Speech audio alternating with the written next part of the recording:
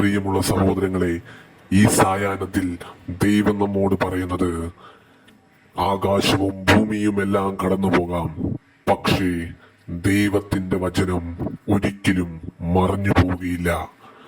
ദൈവം ഈ വചനത്തിലൂടെ ഒരൊറ്റ കാര്യമേ ഉദ്ദേശിക്കുന്നുള്ളൂ.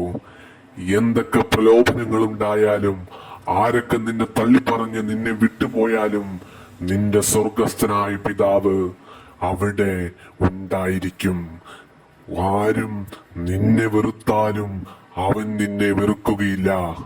ആര് നിന്നെ ഉപേക്ഷിച്ചാലും അവൻ നിന്നെ ഉപേക്ഷിക്കുകയുമില്ല. കാരണം നീ അവന്റെ പുത്രനാണെന്ന് അവൻ നീ ജനിക്കുന്നതിന് മുൻപേ തീരുമാനിച്ചതാണ്. അവൻ നിന്റെ രക്ഷകനാണ്. നീ അവന്റെ പുത്രനും. ദൈവം നിങ്ങളെല്ലാവരെയും സമൃദ്ധമായിട്ട് അനുഗ്രഹിക്കട്ടെ. ആമീൻ. പ്രിയമുള്ളവരെ, ഇന്നത്തെ ഒരു ആക്ടിവിറ്റി തരികയാണ്.